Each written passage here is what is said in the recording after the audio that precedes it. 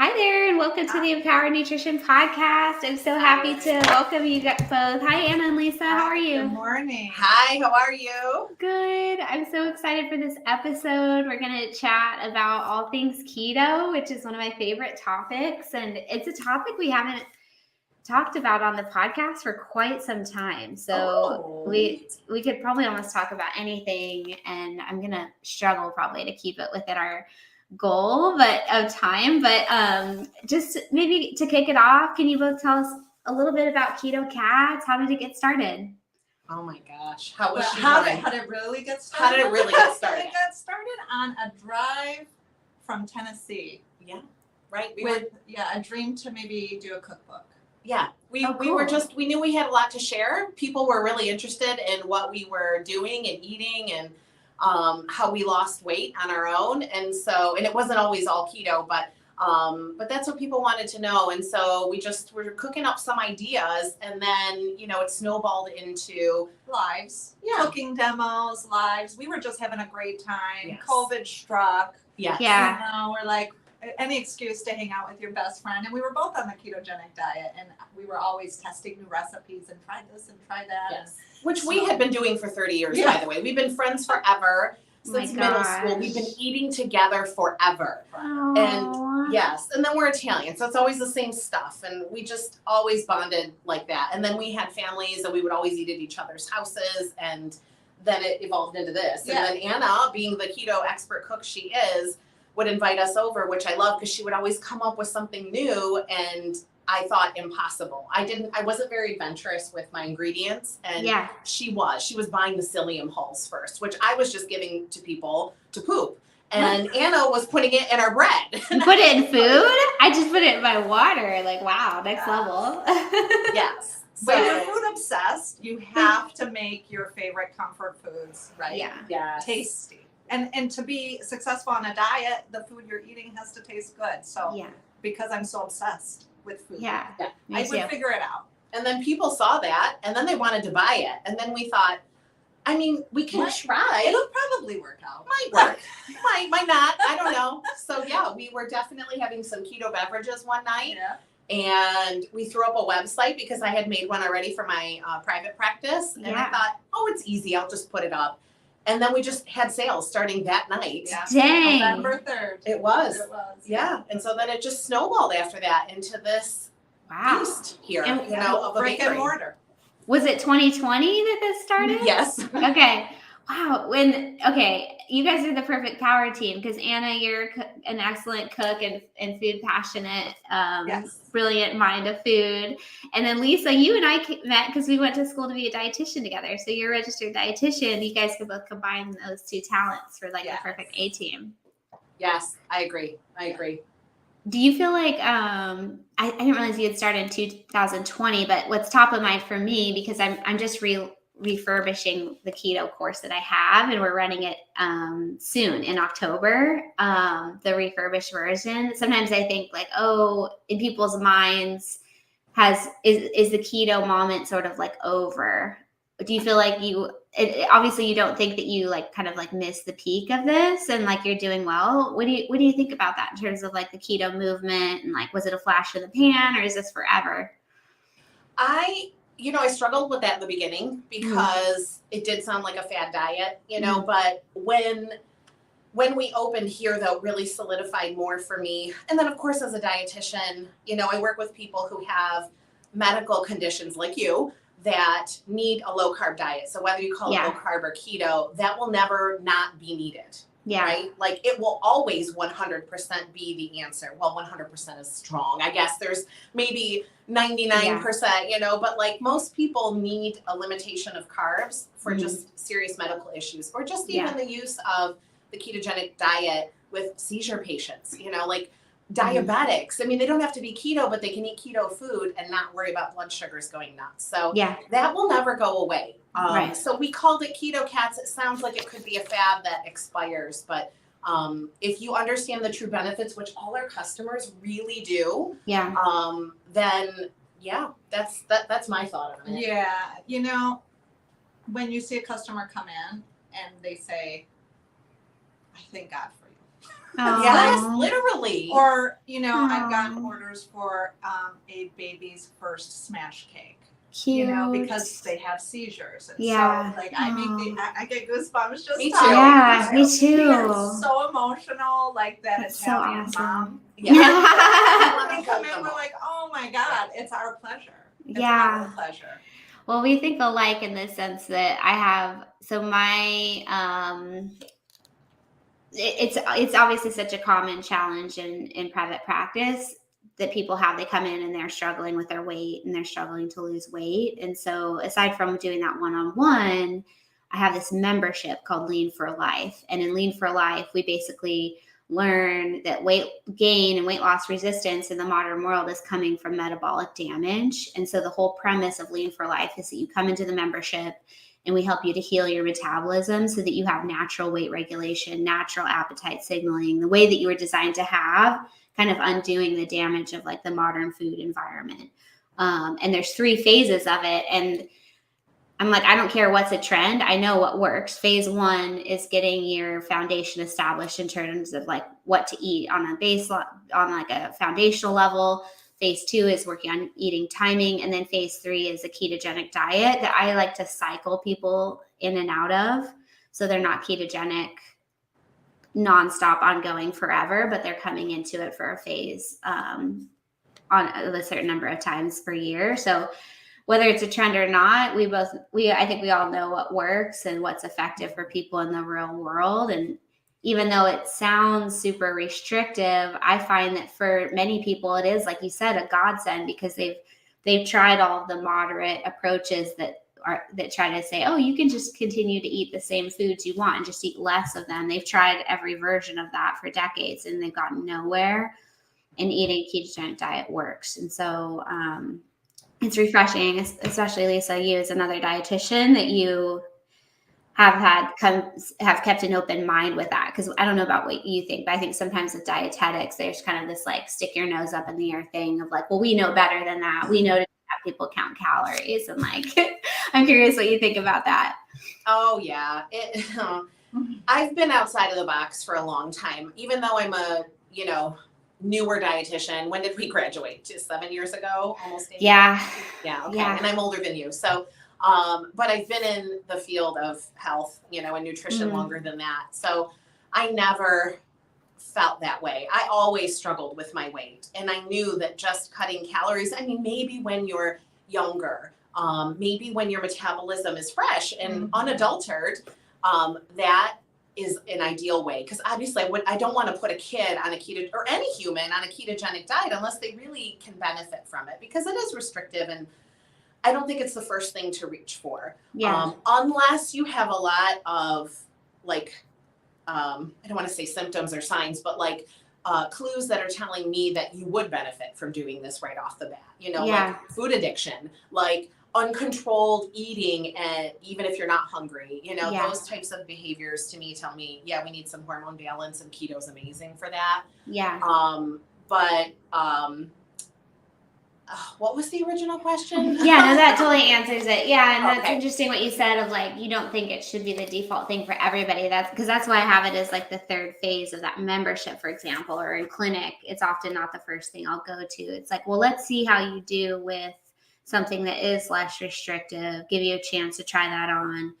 And then if you're still not having the success you're looking for, then you're probably one of those people that is going to need to go on a ketogenic diet. And like, thankfully, because of companies like yours, it's not this like death sentence of food boredom, like forever and no fun. So it's like a different world, I think, than it even was like when we became dietitians. There were very few like resources and like recipes and food products and things like that. Yeah. Right. We didn't learn about, honestly, we didn't learn about any diets at school, other than maybe some of the major metabolic, syndromes that people might have. But no, I think all the details we kind of had to learn, in practice during internships and things like that. But I remembered what I wanted to say too about longevity of the ketogenic diet, because I've struggled with that. Like, I want to do what is right and what is healthy for people. I don't want to hurt anybody. But what I've learned over time, and with myself and even Anna, is that when I haven't like it's not a real experiment, right? So I haven't done it the way you would run an experiment, but I've almost always just seen people's labs improve. And ultimately, I would do any diet if that was the result, you know? So if it meant being a vegan, if it meant being, you know, I don't know, a fruitarian, if it made people's labs respond so globally, then I would do that. I don't care what the diet is. You know, I just want to help people achieve their own goals. And so if it meant doing keto forever because their particular body can handle it, fine, because it's better to have that success than to be on the standard American diet just so that you're not keto, right? Because of some unknown, because really there are no studies, long-term studies for keto. So we really don't know anything. Or not a lot. And I would rather have somebody not be diabetic on keto forever rather than on a standard American diet just to say they're not keto, but then, you know, play around with high blood sugar. So that's my viewpoint, but I'm always willing to change, and I don't know, we'll learn as we go, but right now I can't see a way around that. And it's becoming now more and more now that it's, you know, we don't have those people that have been on it for, I mean, we have long-term studies on epileptic patients, but for people who are like, hey, you were diabetic, you want a ketogenic diet, and like the Verta Health trials, we've only got maybe like a 2-year time frame on them. And so you're right, it'd be great that like as time goes on, I think we'll continue to get more long-term data. But for me, that's part of why I currently cycle it, but on an individualized basis. So I'm curious what you guys both do in terms of like, are you just on ketogenic diet ongoing without ceasing, or do you like take breaks, or like how does that work? So for myself, I have been keto for 7 years. Straight. I was 300 pounds. Wow. So there's nothing that tastes better. I know this has been said before than you know, feeling healthy, more fit, and so you look great. All of them. Thank you. I'm now feeling these benefits at 45. So my whole life, even in my 20s, it was, you know, I feel so much better now is my point than I ever did in my life. And so for me, the sustainability and the longevity comes from how I'm feeling inside. So I will go off plan. Like, I'm Italian. My mom cooks lasagna at Christmas time. That is one of my off plan meals. But I will do that, or if I go on a vacation. But I will generally go off keto for a day or a week, maybe 3 times a year. I don't do it often, only because I know myself. I know how I feel as soon as I get off, and the head pounding and the ailment and the joints, and I got a bakery to run. So I keep it as clean as possible. I don't go off, but I go by how I'm feeling. I love that. That's so good that you're listening to your own body. And I'm reading a book by David Katz right now on the ketogenic diet, and he was talking a lot about how there is so much bioindividuality in terms of like the way that we metabolize fat and store fat, and how carbohydrate sensitive versus not sensitive we are. And now I think we're seeing a lot more evidence come out around like the interplay of the microbiome with like our insulin sensitivity and our tendency to gain weight more readily than other people. And so I think that he says very clearly in his book, and I agree with him, that like, look, there's some people where like they're never going to be able to eat what we consider to be like a balanced diet, like maybe a Mediterranean diet where you're eating the whole grains, the fruits, the beans, the starchy vegetables, and thriving on that. That's just not going to ever be a thing for some people. And I agree with that. Yeah, I do too. And it's a shame because those are all healthy foods. That's what I tell people. Like what we're cutting out isn't wrong. They're not naughty or bad. You know, it's just the situation you're in right now requires whatever, you know, requires being keto or low carb or paleo or whatever. And then it's always an experiment too. Like you're doing in your program, right? Like if you do it for a little bit and it works, let's just keep doing that. And if you do it for a little bit and it's not working, let's just stop. You know, I think playing with food within reason, of course. And I'm not going to explain what I mean by that because I think every person with common sense knows what we mean. But like, play with food. It's a free experiment, and it can teach you everything. Do your own like N=1 diet experiments on yourself because you are an individual. Yes, N of 1. That's what I say. I'm not sure people know what I mean because, you know, if you haven't studied research, you don't know what N means, but N is how many participants there are in the study. So be your own clinical trial. Yes, you are. I love that. So yeah, I encourage that. I think the backlash of people are like, oh, you know, that I've gotten personally, you've been on keto for 7 years. How are you doing? I think keto, a lot of it gets a bad name. A lot of people want to think of it as that old Atkins, eating pounds of bacon. And with cheese on top. No, I mean, I don't know what could be so bad about eating clean proteins and vegetables, and why anybody would come at you and say, well, that's not sustainable. Well, why not? Healthy fats, meat, and vegetables. I can do that for the rest of my life. You should show them your labs too, though, and then, you know, of course, without any ego if possible, but also to say, you know, like, look at my, I mean, her labs are beautiful. And so that's really the proof in the pudding, keto pudding. But let's be clear about what kind of pudding we're talking about here. Yeah, just to be clear. Because I love pudding. And speaking of, you just found pudding. I just did a brand. Yeah, tell us about this new brand of pudding. It's the Simple Delish. Have you heard of Simple Delish brand? Yeah. So I was at the local grocery store yesterday, and I saw that they had a brand of keto strawberry pudding. And I'm like, look at this. It's not as hard as everybody's seen, you know. In today's day, it's getting easier and easier. It is. There's more and more. Yeah.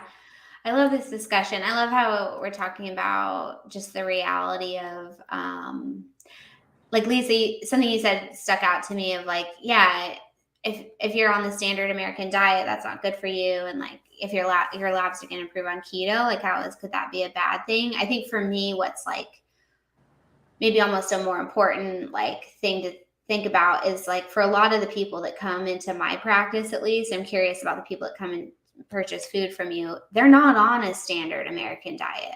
They are on a restrictive, calorie cutting diet where they're like, they've tried everything. They've been dieting their whole life. They're eating like 1,000 to 1,200 calories a day. They're skipping breakfast. They're like massively under eating. And then they might have some like binge eating from that. But overall, I find that people are, that's the type of person that I feel like the most compassion for. And I think that for whom keto can be like the most life-changing, because that's the person where it's like, the traditional diet advice that tells you to like eat less food and like exercise more, like that doesn't work for them. And they are suffering physically and mentally as a result. And I know you've both been there, but it's like, that is the type of person that I think deserves to be told, like, look, it's not your fault. Like, you've been given bad advice and there's a different way. You know what I mean?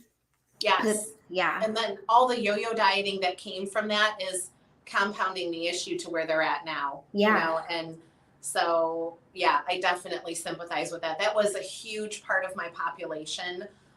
Besides gut issues, I got a lot of that too, but definitely people like me, you know, I've struggled. I still have trouble getting down to what I would like to be because of the damage I've done over the years. And, you know, my body doesn't react the way other people's do. Like everything you're saying, that's me too. And so I know what to do. I know how to do it right. And I've tried more calories, less calories, and, you know, all the different things to see what my buttons are. Supplements, hormones, like I'm taking shots and pills and going beyond what I normally would consider like within my, because I'm a traditional like naturopath, you know, so everything should be herbs and supplements and, you know, natural hormone replacement therapies, like, you know, was frowned upon a long time ago. And I'm doing everything now because I want to figure this out, but not just for me, but also because I want to be able to pass that on to the people coming to me who are like me, you know? So, anyway, I love that. That is our customer though. But, I see both, and it's really cool being in this brick and mortar has changed a lot about what us as a business and what we're producing, but also, to me, it's like a different profile of the population because it's more people now. Like before, people that seek us out for counseling, are a select group, I've learned, compared to, I know this sounds obvious, but like I really just didn't think about it until they started walking in. And you see the people come in, they're super thin, they did keto, they lost their weight, bam, came off, they're awesome. Now they're ready to eat our food and they don't have to worry about all the details. They can just enjoy, you know? Yeah. And I think that's amazing. And I want to grow up to be like that. But then there's the people that come in that are more like me, you know, who've done all the right things and still struggle. So I don't know. I'm happy now to say I just don't effing know anymore. Yeah, well, I think what you're saying is true to what it's like working in nutrition, is that there's no one size fits all answer for everybody. And so that keeping an open mind, I think I'm just really passionate about that, because unfortunately what I see a lot, whether it be a professional, like licensed nutritionist, or just somebody with a YouTube channel, you'll see practitioners really get like kind of funneled down into like, this is my one thing that I think everybody should do. Whether it's their own diet they've created, or it's like a carnivore diet or a vegan diet or a ketogenic diet or whatever, they'll tend to get really funneled down, and they'll dismiss other like patterns of eating. Now, I will say I do draw a hard line on like a lot of different diets. It's not that I'm open to all of them in terms of agreeing that they can be health promoting, but when it comes to a ketogenic diet, I think that's a common mistake that I see, is that, like, for example, I'm getting this doctorate degree right now from a really prestigious school, and there's all these like really like high, you know, and like people in there that are like nutrition faculty at all these like universities and everything, and the faculty are all, you know, doctorates in nutrition and everything. And I mean, I wouldn't say that they're like completely closed off, but it's like disappointing to me to see that. I feel like in my sense from them is, if you really like could get to their heart of hearts, a lot of them would be thinking that the ketogenic diet was more of a fad than like a truly effective, like therapeutic option. You know what I mean? Absolutely. I've noticed that too. I just think with so many healthcare professionals, they have so many unique viewpoints, and in nutrition, like maybe in medicine it's different, because I don't know, I'm not sure how to articulate what I'm thinking, but in nutrition there are so many diets that contrast each other so greatly that when they are on board with the different ones, it just really sets us all apart, and so it makes it feel less united. And that's okay, because people look for different things and need different things, and there isn't going to be one answer ever for nutrition other than cook your own food from scratch. I think that's the only thing everybody could probably agree on. But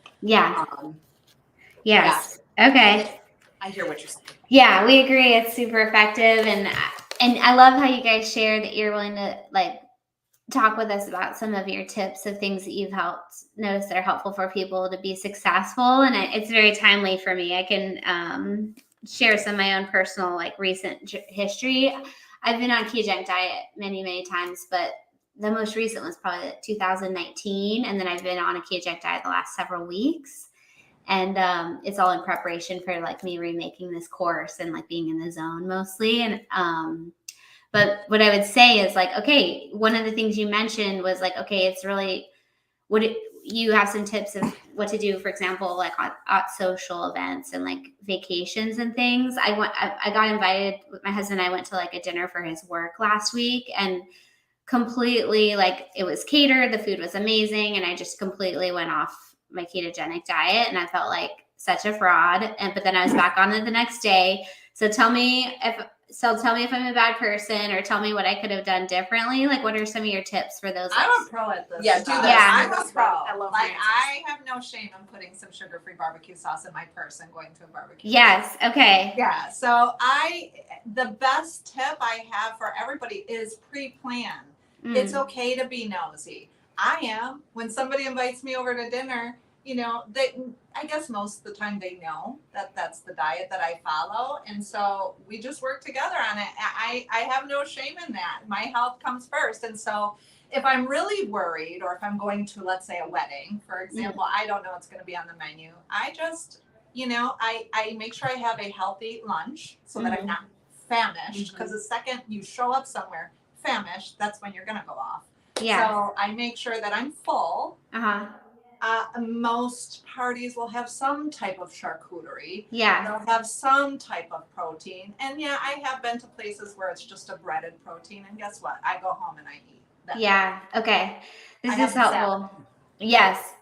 Let's continue with the context of a real life example. So I'm curious what you think about this, or if I just need to change my thinking, but I've noticed as a dietitian, just my presence can make people a little bit uncomfortable about their own eating, even though I'm like not at work. I'm like, look, I think about food and talk to people about food and nutrition all day long, 40, 50 hours a week. I'm not thinking about what you're eating at a party. So, but they think I am. And so they're already a little bit on edge. And then my thinking going into this was like, oh, I don't want to announce to everybody that I'm on this ketogenic diet, because that's just going to 10x the whole thing of making people feel weird about what they're eating.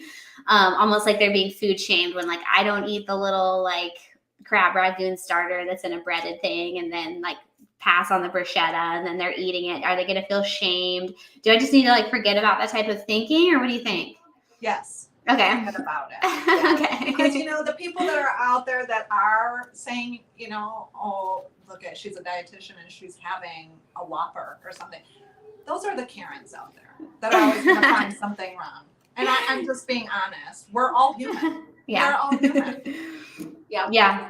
It's weird. I don't feel self-conscious when I eat something unhealthy, because it's like, look, I'm showing you it's okay to like eat normal food. It's more when like if I'm going to act like I'm dieting, I don't want them to feel like they're not, like they're being judged or something because they're not eating. Like I'm like expecting everybody to also be on a diet or something like that. But I think doing it longer, you'll come into your own with that. In the beginning for me, like when I was first working on my weight loss, there was a lot more of that. And people always know I'm into health, and so they're always looking at me first. Yeah. And I think maybe me putting out that energy of being self-conscious of the whole situation made them aware, and maybe it was some ping pong thing. But over the years, it's just a non-issue in my head. And I don't know if it's because people have so many more food issues out it's there. It's more normal. I don't know. Yeah, it just hasn't been like an issue lately. And I definitely got, like Anna was saying, more selfish about, and I tell people this, I'm giving you permission to be selfish about your health. And, Thanks.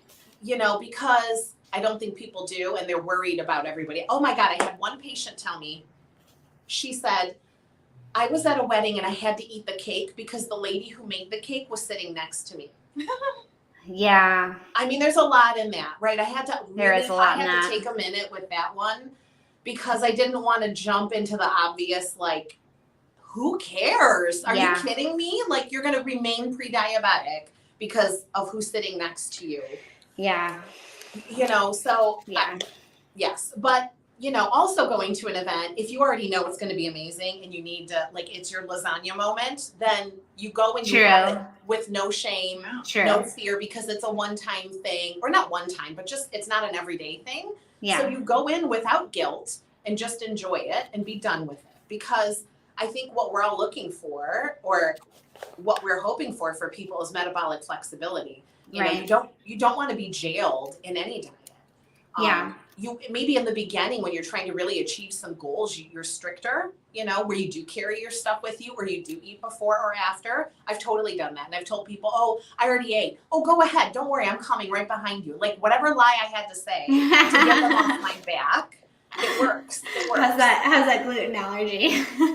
Totally. Just kind of like squirrel, like look over there kind of a thing. And I think as Italians, though, we learn to be selfish quicker because you constantly have your parents shoving food in your face. Yes. So just a little bit, but just have a bite. Yeah. No. Right. So you have to, put up your wall. Yeah. And then you learn to do that everywhere. Yeah. Where it's, don't worry about, you don't say that part, but. Yes. Okay. Yeah. So and I think sometimes it can be helpful to share. Sometimes make me think now more about what I would say to my clients in this is like, a lot of people are struggling with their health and their weight or metabolic challenges. And so maybe it's helpful to just be open around like, hey, I'm eating a ketogenic diet because it's helped me get really healthy and like lose weight or whatever your outcome is. And so that's kind of framing it in a healthier context, I think, that can be maybe, I mean, you are sharing something obviously about yourself, but it can kind of maybe encourage them to like think about themselves of like, oh, maybe it's not that you're trying to like get everybody else to eat the way you eat, but it can kind of frame for them of like, oh, that's something to think about of like, right, and that it's acceptable. It's acceptable to be, yeah, exactly. Yeah, totally. Acceptable to be guarding your own health and like working on your own health is like a good thing. Yeah. Yes. And once I started admitting, because I felt shame around how I looked and what I was learning, they to me, they looked and were contradictory to each other. Like how I looked and what I was teaching felt hypocritical. And it took me a long time, probably in the last 5 years, I didn't share my weight loss with people and what I went through. And then I finally did. I don't know what happened. It was during one appointment and I just like admitted everything. And it ended up being the best thing I ever did because it not only makes you relatable as a person, right? Like you're not just like telling someone what to do, but you're showing them that you really understand. Giving them hope that they can do it. But it just was so like freeing and empowering to just admit like, yeah, I'm a food addict. I love food. I have control over it. And things have changed and shifted mentally for me over the years. And just for her too, my God, I mean, we were awful together. But you can change your thinking, you know? And so I think just being honest with it has been so freeing for me. Do you feel that way? Yeah. I mean, or did you never hide it? Well, it's hard to relate to you guys because as dietitians, I can understand why you feel that way. For me, I was just always a big blob, so anything I did was perfect.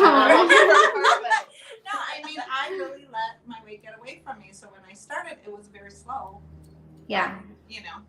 Yeah. I don't face what you guys do, and I can see where that's hard. You're trying to think about, you guys still get it. But no, I this do is face the whole, you're keto, and if I do have an off day, I worry if someone's going to judge me like that, but.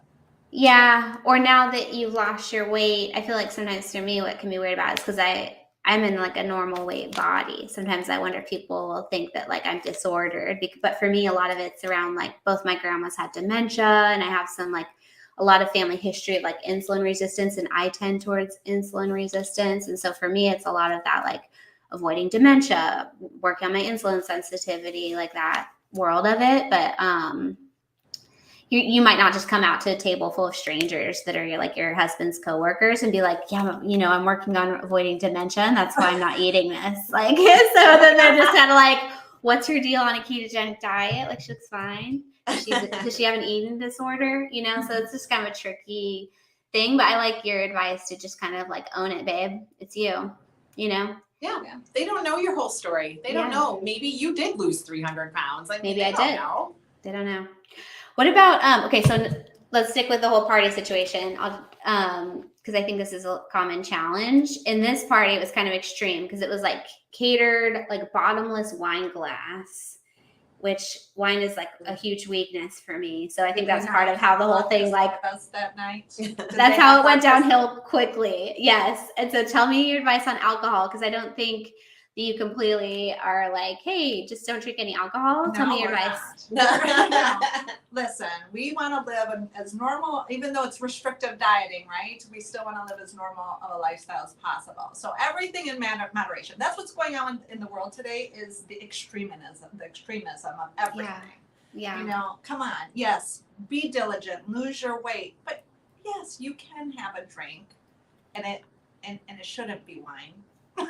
Right. I know. It's like failed from the start. I'm like, but yeah, there's lots of things that you can drink in moderation, like vodka sodas. We have tons of recipes on our website to make like keto ranchadas and Baileys and yummy things like that. They have so many ingredients out there now that you can sweeten your alcohol to taste like everybody else's. You can have a mudslide too if you did it right. Yeah. So it sounds like your go-to is like a liquor that has like some type of like low carb mixer in it. A clear liquor. We use the Crystal Light packets as a flavor. And I know that's sucralose, and we know it's you know, on the naughty side of they things. have pure brands. And they do. They have other brands. You Yeah. can find whatever you like. There's a bunch out there, but it is convenient.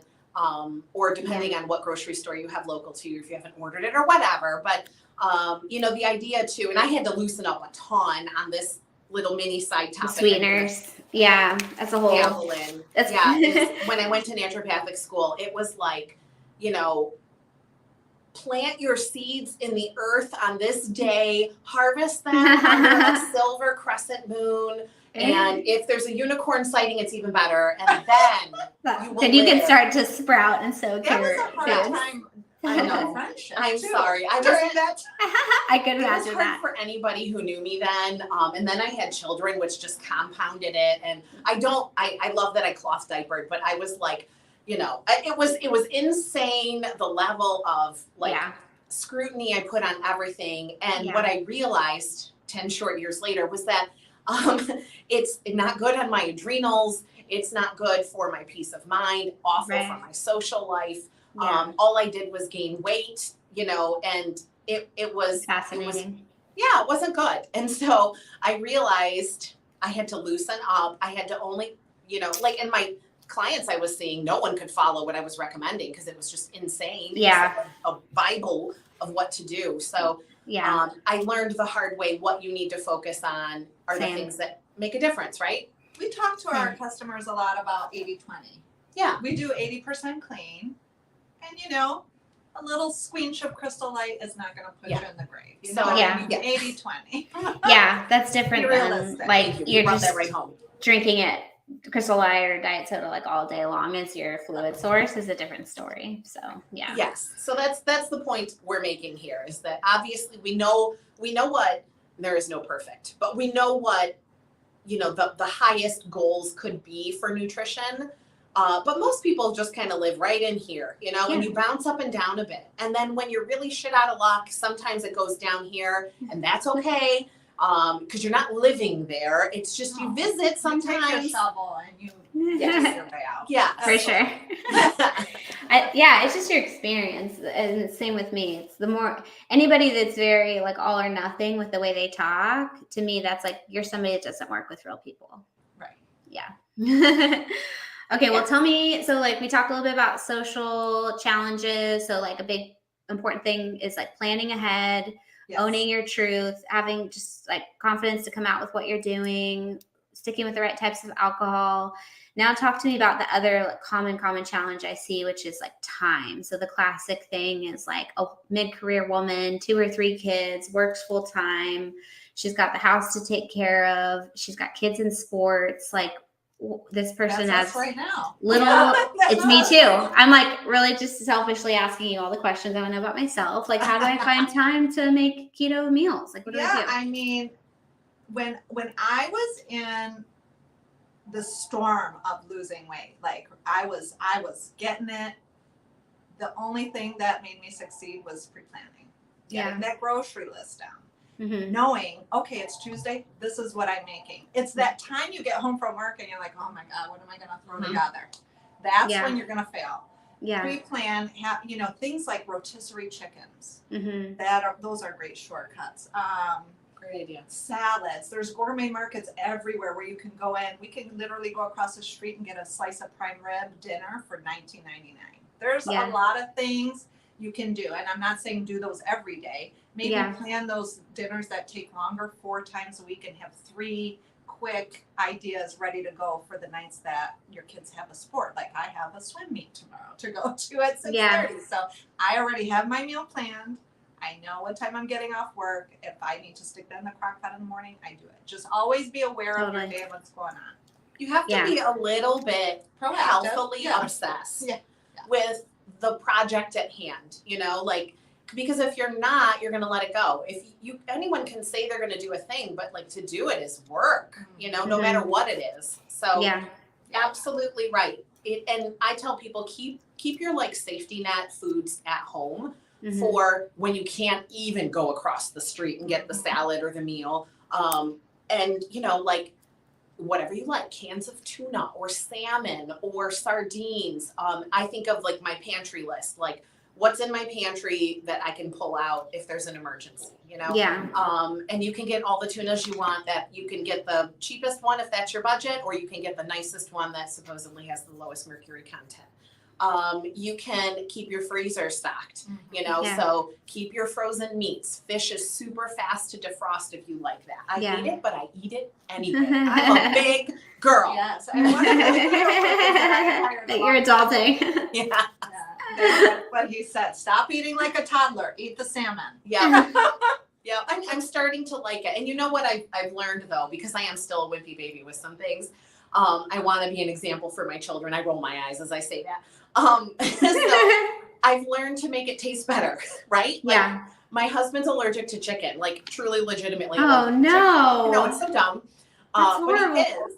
Yeah, it is. So it's like, how much beef can you eat? I don't want to eat lamb or cook it, and goat, and he can't eat any bird, you know, so it's meat and pork or fish. Wow.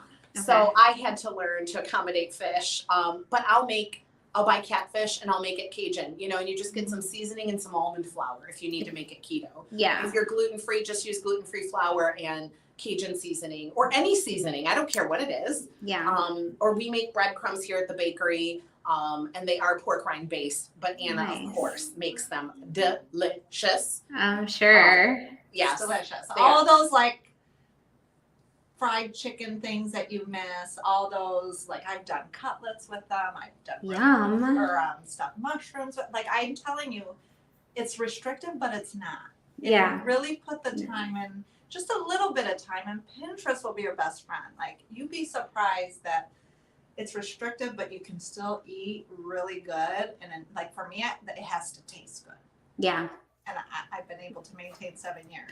Well, fat tastes good. That's what I tell people when they're hesitant on this. I'm like, fat tastes pretty good. I think you'll be surprised.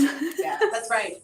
That's right. Yeah. So I think keeping things available, knowing what your options are, you know, so yes, opening a recipe book and, you know, making the whole thing and the presentation. Yeah, that's awesome. But if you can't do it that night, then can you go out to eat? And obviously everybody can find something keto at a restaurant. So, but if you don't have time or money for that, then have the other emergency options at home that are just so quick. I mean, yogurt with peanut butter or yogurt with keto granola or something has been my meal, you know, or just 2 stupid eggs. Come on. Like who doesn't have time for that? Right. You know, and then frozen vegetables in the freezer are a lifesaver because we promote eating vegetables. Even though you're keto, you know, you get your carbs from the best sources. Obviously, I know you agree. So I keep frozen green beans, whatever your favorites are, whatever you think will taste good, rice, cauliflower, broccoli. I keep all my fats present, you know, avocado oil. I want to just interrupt because she taught me how to cook vegetables that I like. Well, my grandma was good at it. So many people are like, oh, vegetables, but no, just try a different method. And I would suggest roasting them. Yeah, as I'll say, heat, fat, salt, seasoning. It makes it happen. Which one? Heat, fat, salt, and seasoning. That's how you like vegetables. Oh, I don't know that one. You just roast them, I mean. It's like most people are like steaming them to depression, like wilted, steamed, like unseasoned vegetable. I'm like, I would hate that too. Yeah. Yes. Yeah. People just don't know how to make them. Yeah. Yeah. Those are so many good tips. And I found that to also be the right approach in the people that I've worked with over the years. Is like, so for example, in the course, what we do is we have each week there's a meal plan. So you can get the shopping list and the simple recipes so that you do have a plan for the week. But then there's also like the staples, like the list of foods to pick from, and like make sure you have, like you said, those pantry staples, those freezer staples at home so you can whip together a quick thing on the fly if your plan fell apart, because that just happens. Be ready to make something up quickly, and so that you're not just left scrambling is like the perfect combo for people, I feel like. Yeah, those are good tips. Okay, one last big question, and then I want to hear more about, because I know people, I don't want to give too much away, but people can even order from you guys for shipping. So I want to make sure I have time to chat about that. But tell me about fasting and intermittent fasting and time-restricted feeding. Is that something that you all promote as well, or do you say to avoid that, or is that just a case-by-case thing? What are your thoughts? People usually tell you a bit of their story when they're asking the question too, so then it helps me decide. You know, like if they're just starting to get onto keto, I say, why don't you not do that? You know, just keto's hard enough. Don't even worry about exercise right out of the gate. You know, that's just my personal opinion. I really hate exercise. I'm going to just be so honest. I have been doing it again. I'm always on and off. I've been on board again. But if it's so difficult for you to just worry about changing your diet, don't make it worse by adding starving feelings, you know, or exercising, because that can make you hungry too. So just focus on one, add the next. But for people who are insulin resistant, or, you know, all the reasons you would choose fasting, if maybe keto didn't get it all the way done for them, which I see, you know, or even just low carb, and maybe their blood sugars come down, but their fasting insulin labs are still elevated, then I'll talk about intermittent fasting. You know, some people just come in and they just want to do it. Fine, go for it. You know, but if you don't feel good, don't keep doing it. Yeah, I like that. I think the same way. And because I actually love exercising, I work out every single day, but I do the same as you, where I actually don't tell people to start a new exercise plan when they're starting a new diet. No, it's just too much. It's like, what's our goal right now?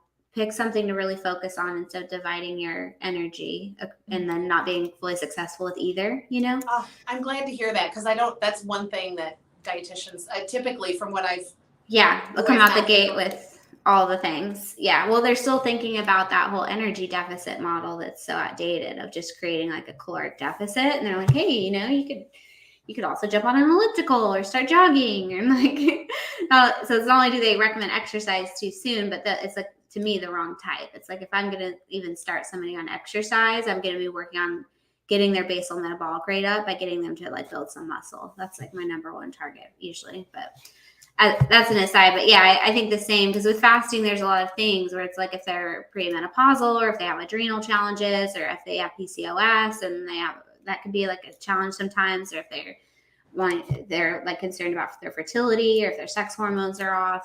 Those are all things that I think can be a challenge with fasting. And so I like your thinking on that, because I think too often you'll see where like the people are teaching like the two just go hand in hand and they can't be like separated. Like, if you're going to be keto, you can't eat breakfast. Like, I really think that's true, you know? I agree. You did a lot of fasting. Yeah, I did. I think fasting is used as a great tool, but like me if we're talking to the people out there that started keto like me, as very overweight,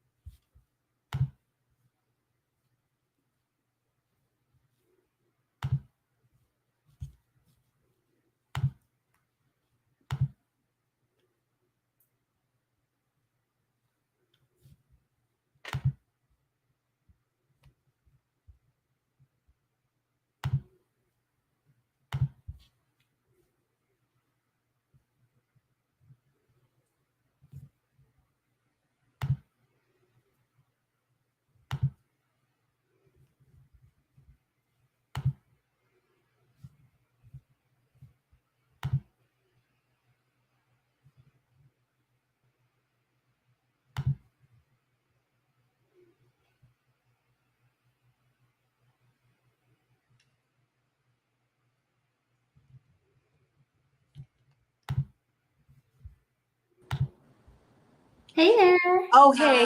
I'm so sorry. No worries. We can totally just clip it.